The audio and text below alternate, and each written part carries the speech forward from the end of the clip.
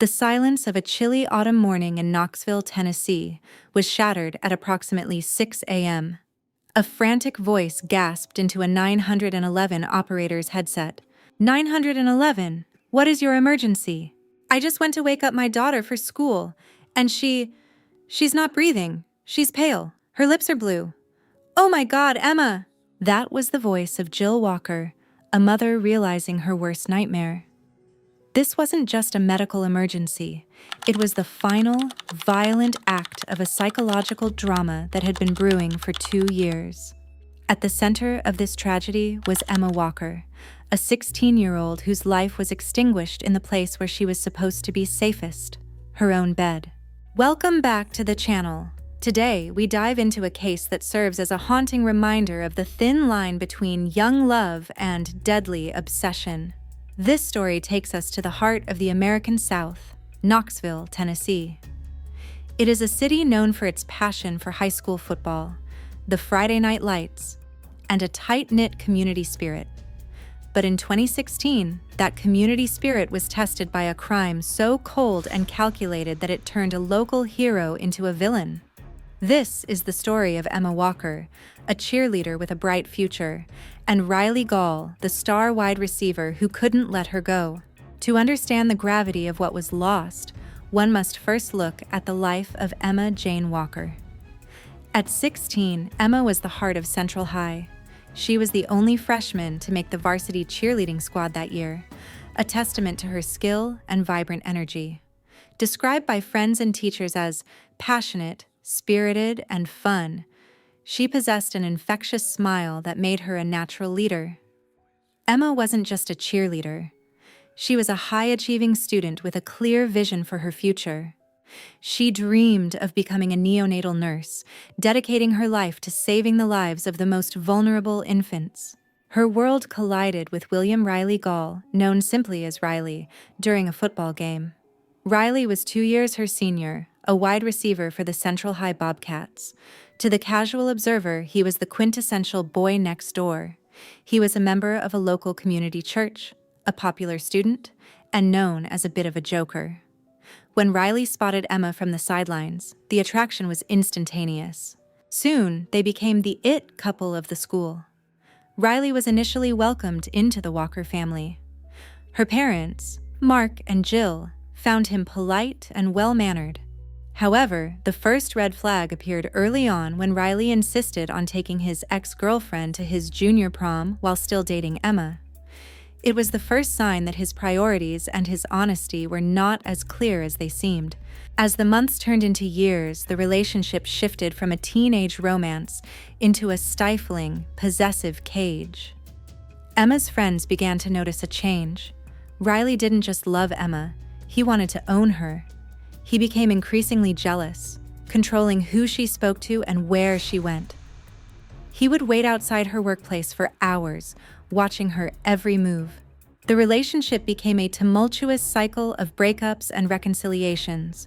For every cruel message Riley sent, including the haunting line, "You're dead to me, I'll check the obituary," he would follow up with desperate apologies and declarations of love. Emma's parents, seeing their daughter's light fade under the weight of this toxicity, took drastic measures. They took away her phone and eventually grounded her, hoping to sever the tie with Riley. For a brief period in the autumn of 2016, it seemed to work. Emma began to regain her old self, socializing with her family and telling friends she was finally done for good. Riley Gall, however, refused to be forgotten. In a desperate bid to force Emma back into his life, he began a series of psychological games in late November 2016. Friday, November 18th. While Emma was at a friend's house, she received terrifying anonymous texts. "Come outside alone if you don't want to see a loved one get hurt." Moments later, Emma found Riley lying face down in a ditch nearby, claiming he had been kidnapped by mysterious men. It was a staged attempt to play the victim and gain Emma's sympathy. Saturday, November 19th. A man dressed entirely in black began banging on the doors and windows of Emma's house. Terrified, Emma messaged the only person she thought could protect her, Riley. "I hate you, but I need you right now," she wrote. Riley rushed over to save her, unaware that Emma's friends had already seen his car parked nearby. He was the very intruder he claimed to be protecting her from. By Sunday, November 20th, Emma was exhausted, but determined to move on. She spent the evening doing school assignments and went to bed around midnight. She had no idea that outside her window, hidden by the darkness of the night, Riley Gall was standing in the shadows. He was dressed in black, holding a 9mm handgun he had stolen from his grandfather. At approximately 2:30 a.m., while the rest of the world slept, 2 shots were fired through the exterior wall of Emma's bedroom. Riley knew exactly where her bed was located. He knew exactly where her head would be resting. 1 bullet lodged in her pillow. The other struck her behind the ear, killing her instantly. The hero had become the executioner. When the police arrived at the Walker residence on that cold morning of November 21st, they initially treated the case as a suspicious death, perhaps a medical crisis or a tragic accident. However, the lead investigator, Detective James Morrow, soon noticed something that didn't fit the natural death theory. High up on the exterior wall of the house, there was a small, clean hole. Inside the bedroom, corresponding with that hole, was a splintered mark in the drywall. The forensic team quickly realized they were looking at a crime scene. 2 9mm shell casings were found in the grass outside, just a few feet from Emma's window. The trajectory analysis was chilling. The shooter had fired through the wall at a height that perfectly aligned with a person lying in bed. 1 bullet had lodged harmlessly in the pillow, but the second had struck Emma behind her left ear. She had never even woken up. As the news of the murder spread, the community was paralyzed with grief. At Central High, students wept in the hallways. Meanwhile, on social media, Riley Gall began a public display of mourning. He posted long, emotional tributes to Emma on Twitter, calling her his beautiful soul and claiming he was broken. But behind the digital facade, the police were already gathering evidence that pointed directly at him. Detectives brought Riley Gall in for questioning almost immediately. What they encountered was not a grieving boyfriend, but a young man who appeared detached, elusive, and cold. During the hours of recorded interrogation, Riley referred to Emma simply as the girl, or that girl, refusing to use her name. When investigators confronted him about his whereabouts, Riley claimed he was at his college dorm in Maryville, 30 minutes away. However, cell phone tower data, the silent witness, told a different story. His phone had pinged in the vicinity of the Walker home at the exact time the shots were fired. The detectives pushed harder, asking about his grandfather's missing 9mm handgun. Riley denied any knowledge of the weapon. He sat in the interrogation room, leaning back, showing almost no emotion even when told that Emma had been shot in the head. He was playing a role, but the script was falling apart. Despite their certainty, the police lacked the smoking gun needed for a first-degree murder charge. They had to let him walk out of the station, but they weren't letting him go. The most dramatic turn in the case came from Riley's own inner circle. 2 of his best friends, Alex and Noah, began to suspect the truth. Riley had shown Alex a gun shortly after the kidnapping incident, claiming he needed it for protection. After Emma's death, Riley approached them with a frantic request. He needed help getting rid of a package. Noah and Alex made a brave decision. They contacted the Knox County Sheriff's Office and agreed to act as undercover informants. On the night of November 22nd, just 48 hours after the murder, the police outfitted the 2 boys with hidden cameras and microphones. This was a dangerous, high-stakes operation. The footage captured that night is haunting. Riley led his friends to a secluded area, carrying a black trash bag. Inside was the murder weapon, a box of ammunition, and the black clothing he had worn during the shooting. On tape, Riley is heard expressing paranoia about fingerprints and the police. "I'm trusting you guys with my life," Riley told them, unaware that every word was being streamed directly to a police surveillance van nearby. "If I get convicted for something I didn't do, that's 70 years. As Riley prepared to throw the bag into the Tennessee River to sink the evidence forever, the police moved in. Flashlights cut through the darkness, and officers shouted orders. Within seconds, Riley Gall was in handcuffs. Inside the bag, investigators found the stolen 9mm handgun, the black hoodie, and the gloves. The forensic match was perfect. The shell casings at the scene had come from that specific gun. With the physical evidence and the recorded confession of him trying to destroy it, the Knox County District Attorney's Office moved forward with a charge of first-degree murder.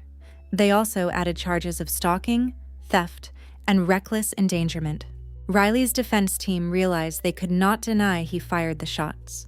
Instead, they attempted a reckless defense. They argued that Riley was a clumsy, immature teenager who never intended to kill Emma.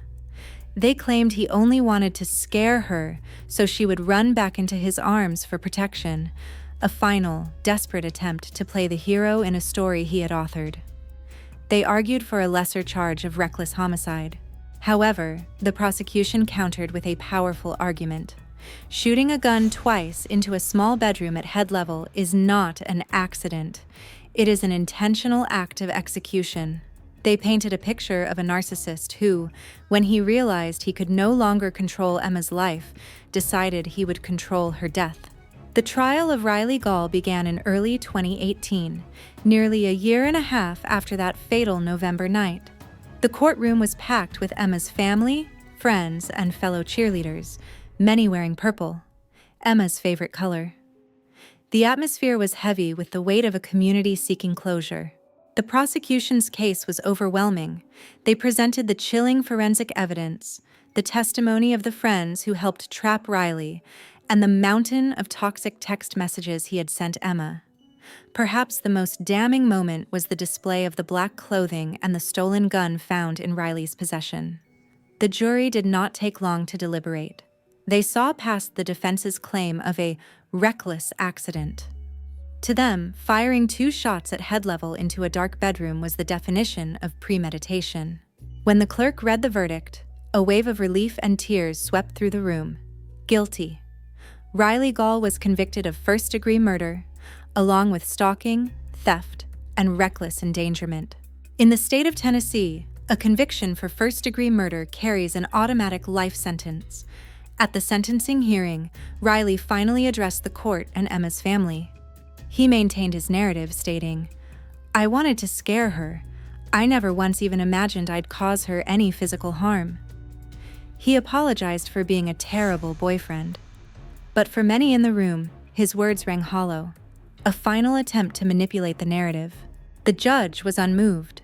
Riley Gall was sentenced to life in prison. Under Tennessee law, he must serve a minimum of 51 years before he is even eligible to be considered for parole. By the time he has any hope of seeing the outside world, he will be in his 70s. His entire youth and middle age forfeited as the price for the life he stole. For Mark and Jill Walker, the verdict brought justice, but it could never bring back their daughter. They spoke of the muted existence they now lead, the milestones Emma should have reached, her high school graduation in 2018, her college years, her career as a nurse, became empty chairs and silent anniversaries. At her graduation ceremony, her cap and gown were laid out on an empty seat, a heartbreaking visual of a future cut short. Jill Walker has spent the years since Emma's death advocating for awareness about teen dating violence and red flags in relationships. The family's pain is a testament to the fact that domestic abuse does not only happen behind closed doors between adults. It can happen in the hallways of a high school and under the guise of young love. Despite the darkness of her end, Emma Walker's legacy is defined by the light she brought to the world. Her community has worked tirelessly to ensure she is remembered for how she lived, not just how she died. The Emma Walker Memorial Scholarship supports students at Central High School who embody Emma's spirit and academic drive. Emma's Room, a patient room at the East Tennessee Children's Hospital Neonatal Intensive Care Unit, NICU, was named in her honor, fulfilling her dream of caring for babies in a different way. Emma's Dog Park, a place for the animals she loved so dearly to run and play, reflecting her kind and gentle nature. The story of Emma Walker is a tragic cautionary tale. It serves as a stark reminder that obsessive control is not love. It teaches us to listen to the concerns of friends and family, and to recognize that protecting someone shouldn't involve making them afraid.